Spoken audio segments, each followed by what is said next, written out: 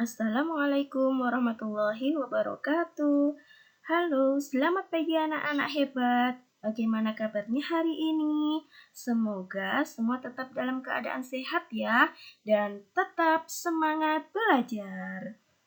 Anak-anak hebat, sebelum kita memulai pembelajaran, kita awali dengan membaca doa terlebih dahulu agar ilmu yang kita dapatkan bisa kita serap dengan baik. Berdoa mulai. Berdoa selesai. Anak-anak, hari ini masih bersama Bu Eli. Kita akan belajar tema 2, subtema 2, materi IPS, perjuangan mempertahankan kemerdekaan Indonesia. Setelah proklamasi kemerdekaan, Indonesia masih harus mempertahankan kemerdekaannya. Banyak sekali gangguan dari bangsa asing yang datang kembali dan ingin menguasai Indonesia. Kedatangan Belanda dan Inggris disambut banyak perlawanan, mulai dari perjuangan secara fisik atau pertempuran, dan perjuangan secara diplomasi atau perjanjian. Pertempuran atau perjuangan fisik untuk mempertahankan kemerdekaan Indonesia ada pertempuran Surabaya, pertempuran Ambarawa, dan pertempuran Bandung Lautan Api. Pertempuran Surabaya.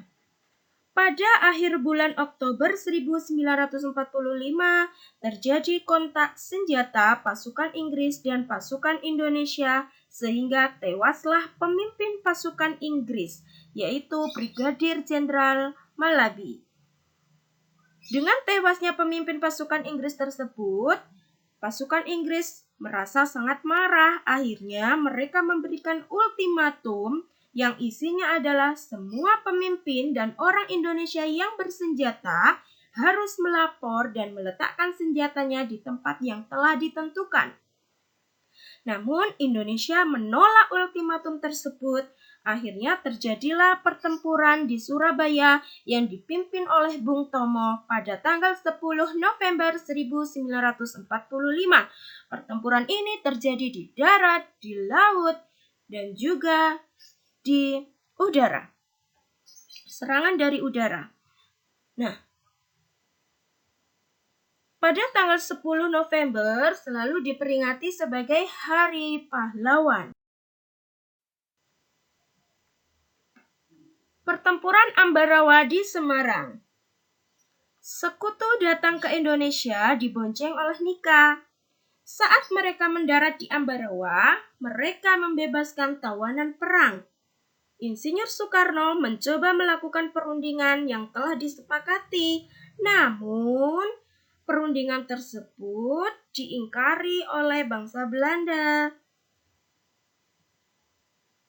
Akhirnya terjadilah pertempuran di Ambarawa yang dipimpin Kolonel Sudirman.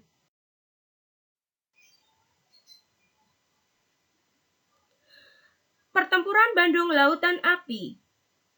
Sekutu dan Nika akan menjadikan kota Bandung sebagai markas strategi militer. Warga Bandung meninggalkan kota ke pegunungan. Rumah-rumah warga pun dibakar agar sekutu tidak bisa menggunakannya. Akhirnya ada dua pemuda Muhammad Thohir dan Ramdan terjun dalam misi untuk menghancurkan gudang amunisi. Nah, selain perjuangan secara fisik atau pertempuran, juga dilakukan perjuangan secara diplomasi atau perjanjian. Yaitu ada perjanjian Linggarjati, perjanjian Renville, perjanjian Rumroyen, dan konferensi Meja Bundar. Perjanjian Linggarjati dilakukan pada tanggal 15 November 1946 sampai 25 Maret 1947. Indonesia dan Belanda mengadakan perundingan di Linggarjati, Jawa Barat. Hasil perundingannya adalah 1. Belanda mengakui secara de facto wilayah Republik Indonesia, yaitu Jawa, Sumatera, dan Madura. 2. Belanda harus meninggalkan wilayah RI paling lambat tanggal 1 Januari 1949. 3. Pihak Belanda dan Indonesia sepakat membentuk Negara Republik Indonesia Serikat atau RIS. 4. Dalam bentuk RIS, Indonesia harus tergabung dalam persemakmuran. Namun, perundingan itu dilanggar oleh Belanda.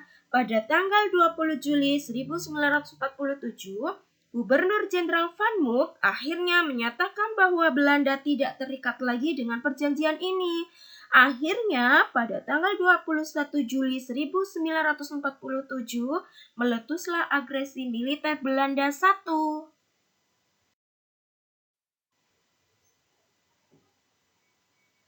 Perjanjian Renville pada tanggal 8 Desember 1947 sampai 17 Januari 1948.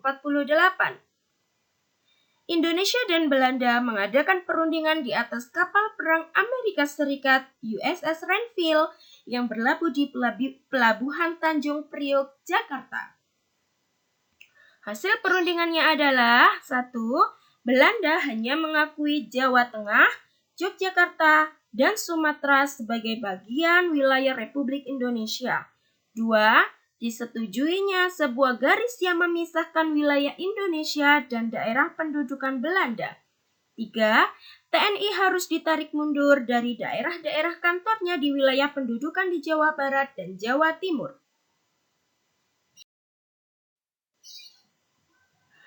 Perjanjian Rum-Royen tanggal 14 April 1949 sampai 7 Mei 1949.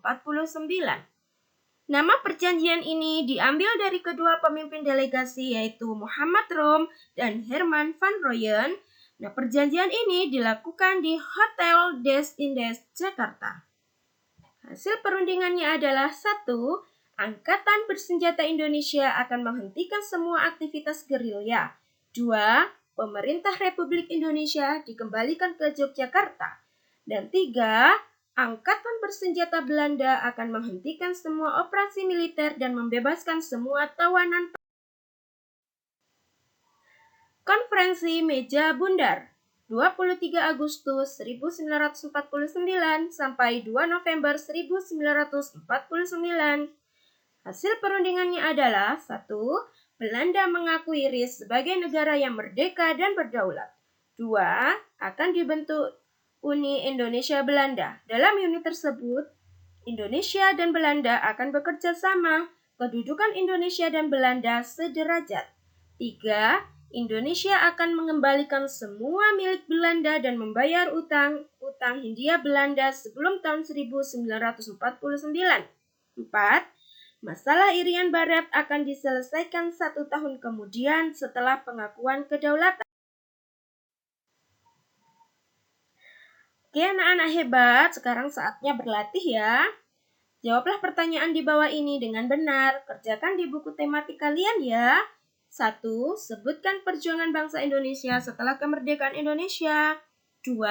Sebutkan perundingan atau diplomasi yang dilakukan bangsa Indonesia untuk mempertahankan kemerdekaan. 3. Jelaskan penyebab terjadinya pertempuran Ambarawa. 4. Sebutkan hasil perundingan Renville. 5. Jelaskan penyebab terjadinya agresi militer Belanda I. 6. Siapakah pemimpin pasukan Inggris yang tewas dalam pertempuran Surabaya? 7. Siapakah pemimpin pasukan Indonesia dalam pertempuran Ambarawa? 8. Kapan dan di manakah konferensi Meja Bundar dilakukan? 9. Mengapa rakyat Bandung membakar rumah-rumah mereka dalam pertempuran Bandung Lautan Api? Dan 10. Siapakah pemimpin delegasi dalam perjanjian Rum-Royen? Oke anak-anak, sampai di sini materi pembelajaran kita. Terima kasih dan semoga bermanfaat. Bu Guru akhiri, Assalamualaikum warahmatullahi wabarakatuh.